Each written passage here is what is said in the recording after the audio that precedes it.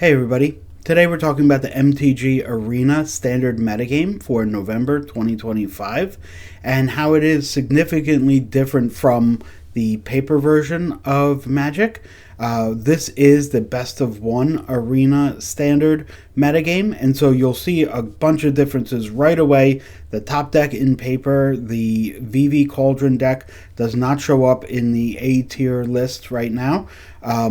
That could be because some people are hesitant to purchase into a deck that will likely get a ban coming up soon. But or it could just be that it's a great best of three deck and not functioning as well best of one. There's also a decent amount of graveyard hate in the format, even in main decks, and so it's not an amazing choice right now on MTG Arena, and you can see that by just the number of decks that are playing it right now. The second thing that's really interesting here is we hear a lot about mono red, and it seems right now that Boros has taken over the top spot for the aggro burn deck. It's no longer mono red being in that top spot. When we look at the Boros deck that is most popular, what we notice is they're playing white for only 3 cards. It is Boros Charm, Lightning Helix, and Sheltered by Ghost. So Boros Charm is a burn spell to the face to deal 4 damage for 2 mana. It can also give your permanents indestructibility for control decks. And it can also double strike your creatures. Now here we're playing Slick Shot Show Off, which every instant, every non-creature spell that you're playing, it's getting +2/+0. So double strike just makes it really hit very hard. The other 2 cards, Lightning Helix, immediately gains you 3 life, as well as doing 3 damage either to the face or to a creature. And Sheltered by Ghost is an amazing removal spell. Take away a blocker, give yourself lifelink, give yourself +1, and you're also getting that ward that just makes it a little bit harder for opposing burn decks to burn out your creatures, right? It's not impossible, but it makes it harder, especially if your toughness is moving up and it's going to take 2 spells, then it becomes prohibitive. Screaming Nemesis is still an amazing card. This version of the deck, very low to the ground. This is the only 3-drop in the deck. We're not going all the way up to Nova Hellkite or anything like that. We're going super fast, low to the ground. Thought it was interesting to see the 1-drop of Grease Wrench Goblin. This is a 2/1 for 1 mana with an exhaust ability, 2 and a red. Discard up to 2 cards to draw up to 2 cards and put a +1/+1 counter on this. Just a way to filter out lands later on if you get a bad draw, if you're moving into the mid game. No real consideration for what happens with this deck if you go to the long game, because you will not be going to the long game with this deck. You can't, it doesn't have the staying power to have a 12 turn game. But if you're going into turn 5 or 6, then it all of a sudden, can really make a difference for you. Another thing to notice is these landfall decks. They were being built in multiple different ways earlier in the format, and it's been solidified here with World Soul's Rage. This is a sorcery speed spell, red, green, and X. And it deals X to any target, and also put X number of land cards onto the battlefield tapped. So this is getting a pesky blocker out of the way, bringing in additional lands, doing the landfall triggers for your Chocobos, for the Bristly Bills, for the Tifa, for the Hydra, for everything, and being able to get out a blocker, push the rest of that damage through on a alpha strike turn. So this was mono green in the past. This was mono green with a lot of pump spells for Tifa and really lean in on that combo. This has been Gruul in the past, but World Soul's Rage has just become a staple in this archetype, And if you were thinking about landfall, this is the deck for best of one on Arena Standard that you should probably be looking at right now. Another deck is Mono White Life Gain, with Mono Red and Boros being in the top spots. This deck is bound to be around and win a lot against those decks, but it does struggle against the field. This is the Leyline of Hope version, where if you have 7 or more life than your starting life, all your creatures get +2/+2. So it turns these Bats and Leonin Vanguard and Hinterland Sanctifier, instead of just being enablers, it turns them into actual threats once you get up over 7 life. And then the normal threats of the deck, like Pridemate, Essence Chandler, and Linden, those all start taking over to the spots where they should normally be. But Leyline of Hope has brought a lot more power and a lot more aggression into this deck than was there before. So I do believe that this Leyline of Hope version will be the version going forward. You can see as we travel down to the B tier, these are decks that may have been more powerful in paper, specifically Simic Omniscience. This is a step down in MTG Arena on best of one. This is really just a whole blue shell with Kona, and if you don't have Kona, the deck does fold a lot faster than some of the other decks. I'm not saying that this is, a glass cannon, but it is getting closer to that, where if you don't see Kona in your opening hand, you do have a lot harder of a time. Other decks I want to really point out, those of you who watch my channel know that the Aristocrats deck is a favorite deck of mine. This is featuring Sephiroth and some other cards that will help give you card advantage, specifically Raise the Past, everything that's in the graveyard, bring back again. This version specifically uses 4 Voice of Victory. I think that's a little too much. I would definitely like to get a few more sacrifice abilities on demand. You do have some where you only can use it once per turn, but I'd like to use it as much as possible. This deck has 5. When I like to play the deck, I like to have 7 at least, and I don't play Forsaken Miner. So it's just a little bit of a difference there, but I do really love the game plan. This is both proactive and reactive. The triggers from Blood Witch and Sephiroth, they do gain you life to kind of get you out of that burn range from those red decks, but at the same time that it's gaining you the life, it's also draining them. And that's really important, because just gaining life, you're just delaying the inevitable against those mono red decks, unless you have a proactive plan where you're going and you're draining them. You drain a lot with Voice of Victory. Again, this is a good card, and I like the card.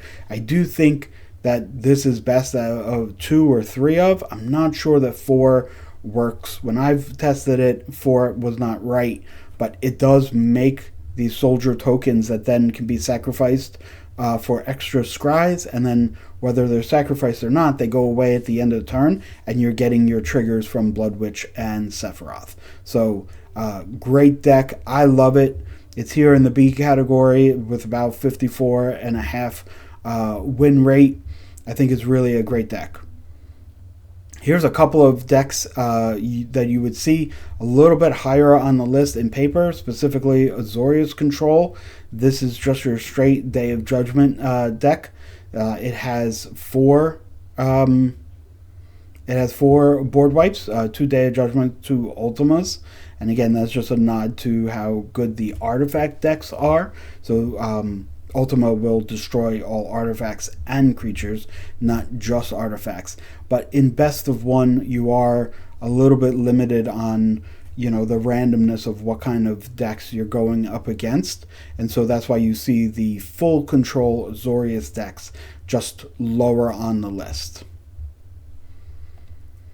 Mono Black Skeletons, or the Black Discard deck, is really an interesting deck to see here. This is a deck where I've had a hard time trying to make it work. Corpse of the Lost is a great card, but I just have a hard time bringing consistent results.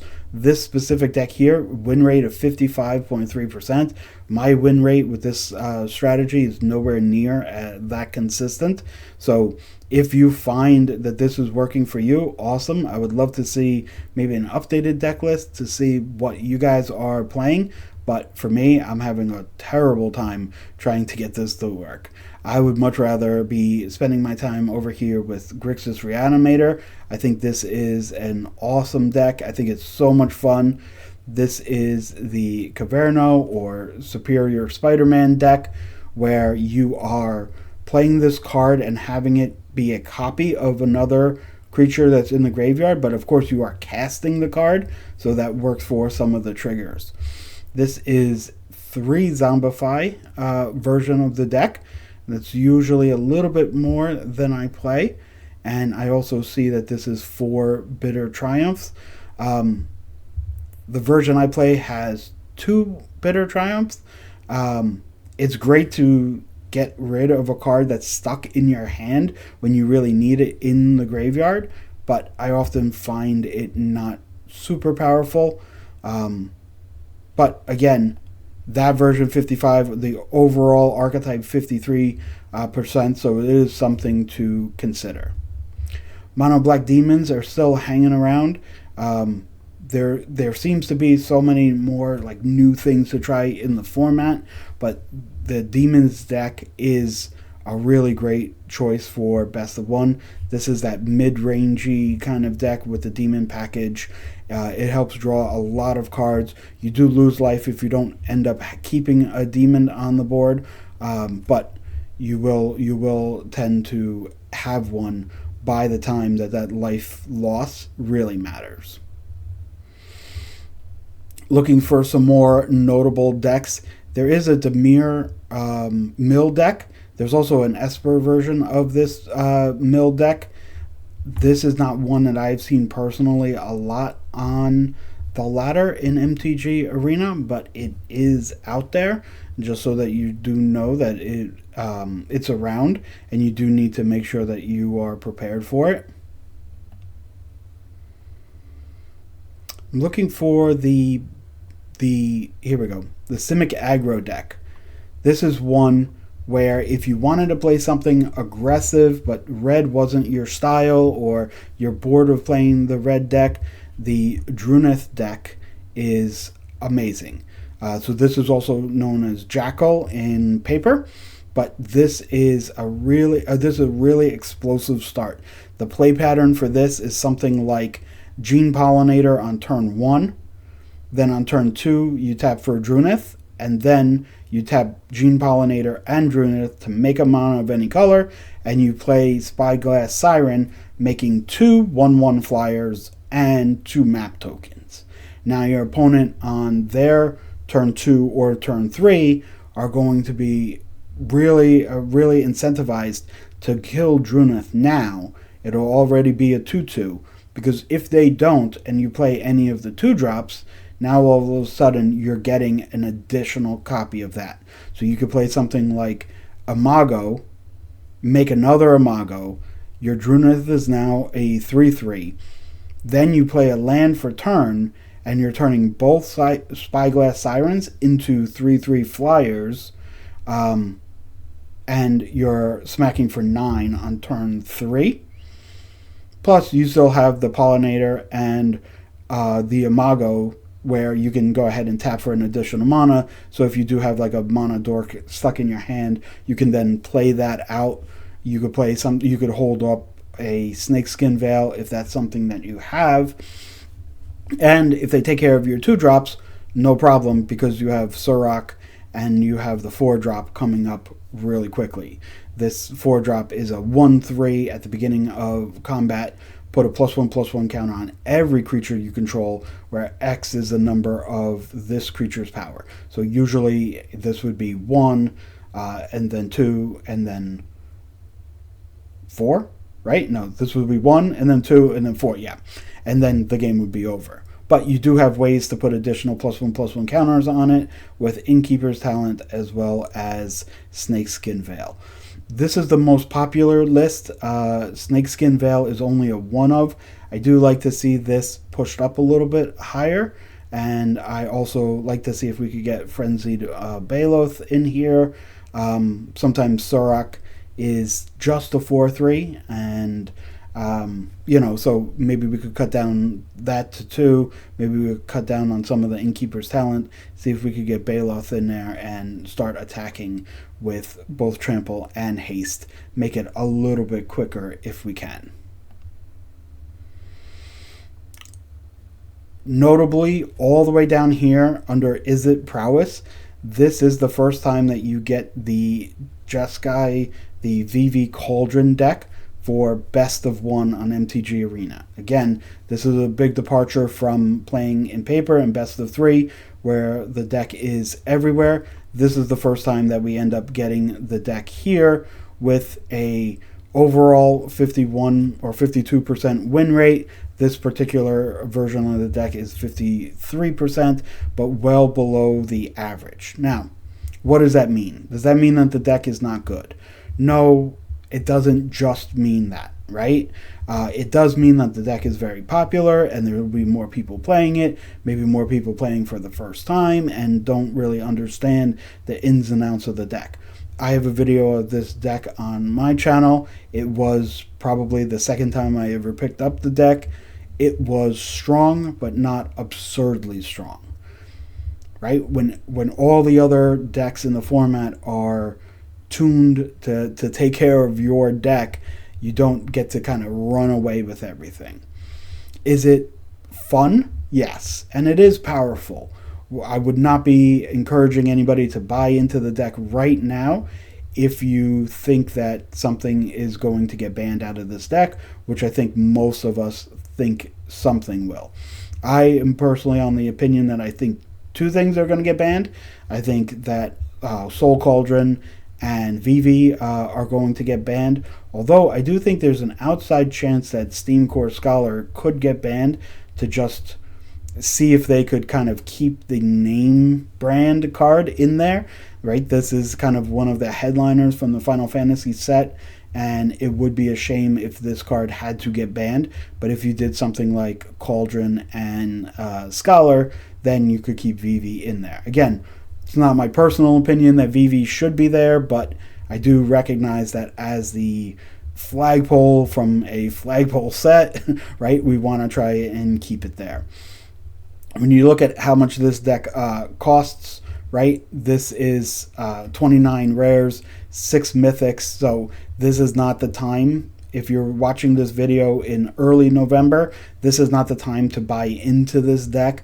We definitely want to wait till the banned and restricted announcement comes up to kind of see where the landscape is going to settle and what cards are still going to be very valuable. So on MTG Arena, if you don't know, if you get a card banned, you do get those wild cards back. So if VV were to get banned, you would get the mythics that you had. So if you had 3 VVs, you would get 3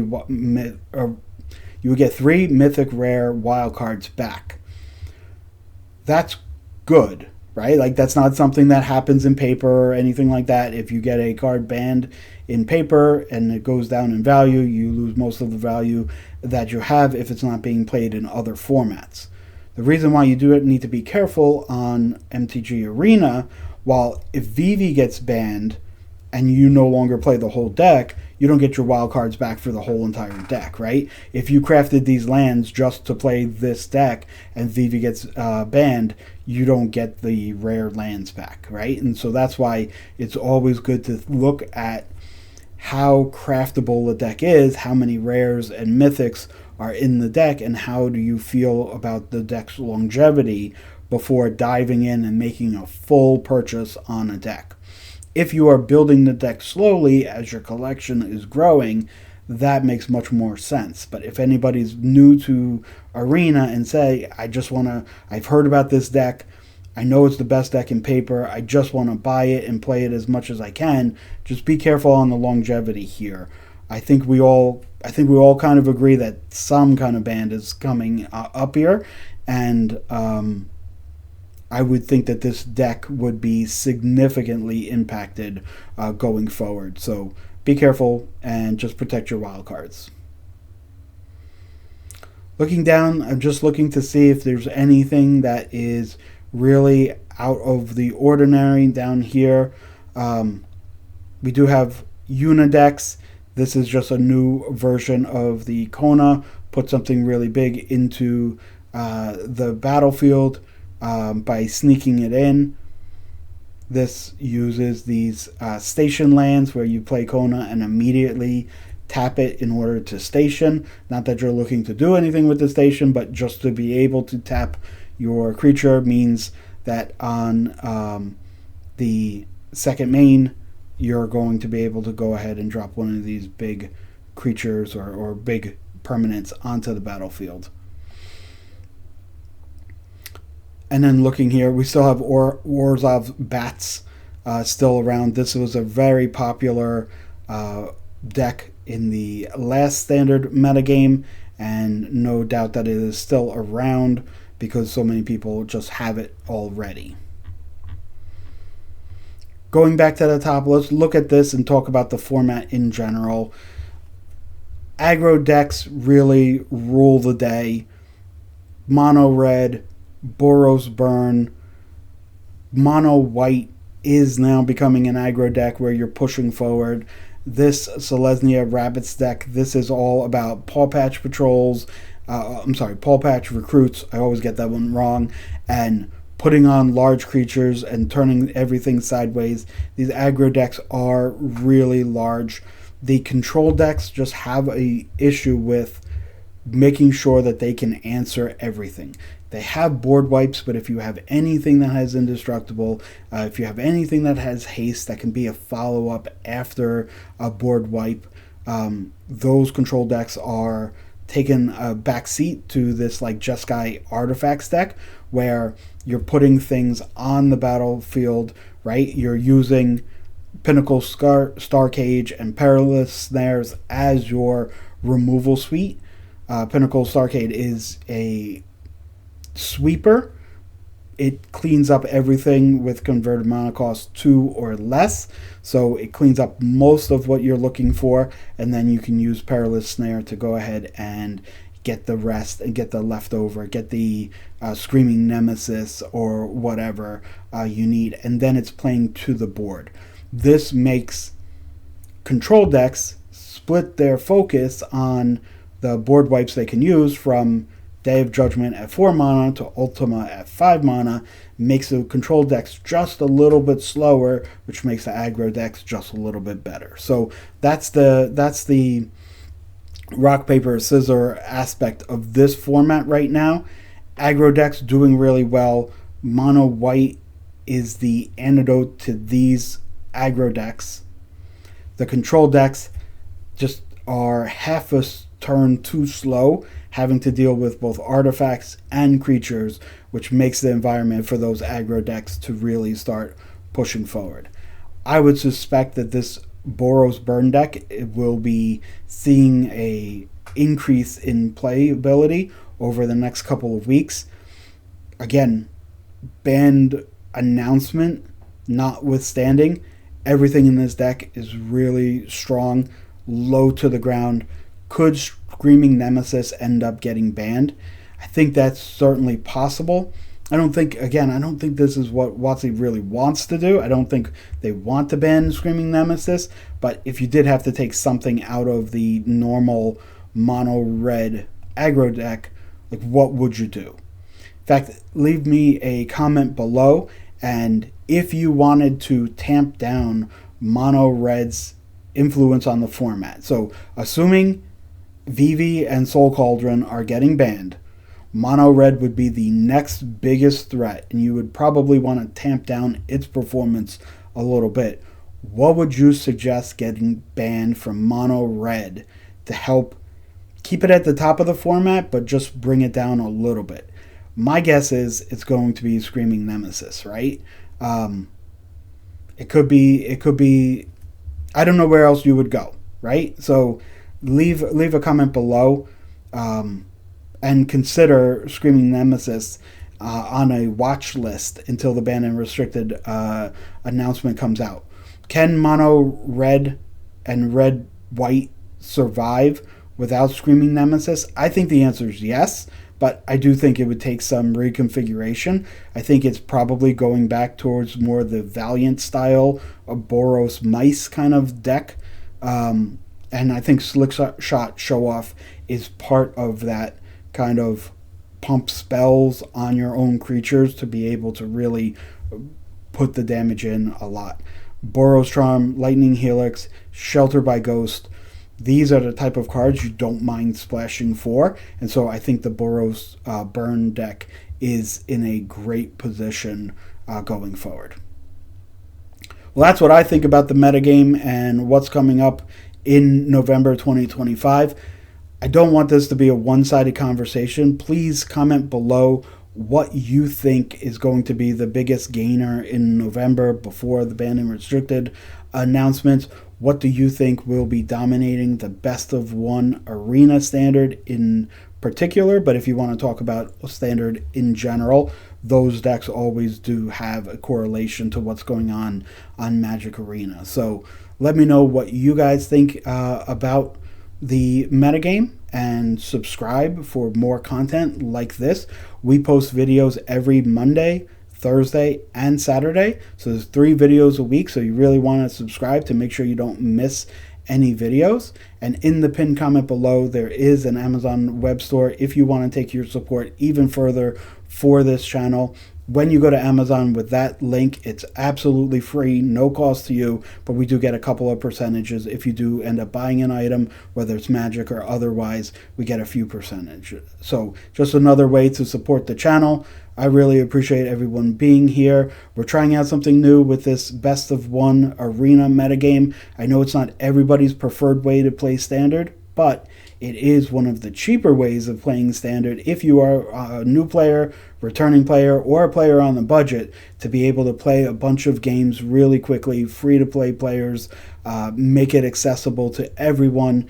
This deck that we're looking at, this Boros Burn deck, we're talking about 22 rare wildcards and 4 mythics. And most of that are these lands that you could play a budget version of.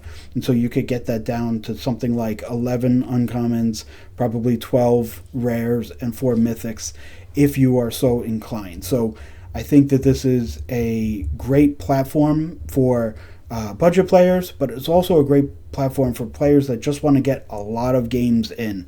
I used to play every Friday at Friday Night Magic, and it was a lot of fun. But sitting around waiting for the next round to start, by the end of the week, I would end up getting, 10 games in. On Magic Arena, I'm playing 10 games every night, probably 30 minutes. You can see that they have the average duration of time on here. Like, these games go really quick, especially best of one. You just get a lot of practice in. And if you derive the fun from playing Magic and playing more games and seeing what happens in different situations, Magic Arena is unparalleled for that, and it's easy to pick up a game anytime you want. But anyway, it's not a commercial for Magic Arena. Let me know what you think about this format in the comments, and until next time, I'll see you later. Have a great day.